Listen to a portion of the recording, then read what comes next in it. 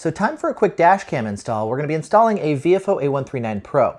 Now, I've got a friend whose husband was recently rear-ended, and somebody nearby had a dash cam and sent them the video footage, which wound up being really useful afterwards. And after that, well, they've been obviously really interested in getting a dash cam as well. And I've got a number of extra dash cams here that I've been meaning to share or give away. And so let me know if you're interested in a dash cam giveaway. And we'll go ahead and update our dash cams here real quick with the latest firmware. And we'll grab some of the install tools here out of the closet. And we're going to do the install on this Volvo V60 station wagon. Now we're going to grab power from the fuse boxes that are down here behind the glove box. And we'll probe around in here for some suitable fuses, some that remain on when the car is parked for our parking recording, others that are ignition triggered and turn on and off with the car, so the dash cam knows when we're driving or parked. And ideally I want to use some fuse slots here that are not safety related. And since this car here uses mini-sized fuses, we'll use some mini-sized fuse taps to match. Now, I wasn't a huge fan here of this crimp, so I grabbed some solder and my soldering iron, and I'm just going to beef up this connection here. Then we'll get our fuse taps fused and installed in the car in such a way where the electricity does have to travel across the fuse in order to power on the dash cam.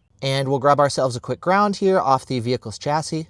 And to test it out, let's go ahead and plug in the dash cam here into power, and it should go ahead and fire right up. There we go. There is our power LED. And then to test out parking recording, we'll go ahead and turn off the car, and the dash cam should go ahead and stay on like this and switch on over to parking mode.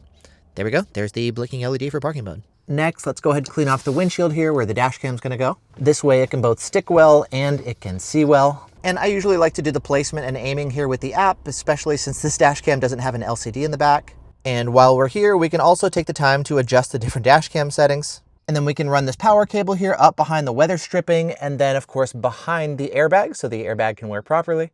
Then I can set the parking mode cutoff voltage here on the hardwire cable, and I can tape it off like this to make sure that switch doesn't get bumped.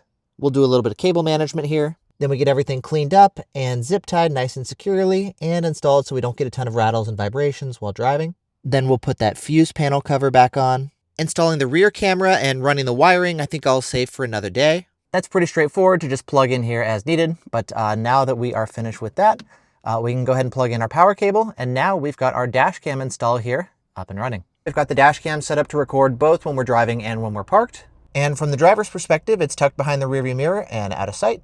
But the dash cam itself is going to capture everything, no problem.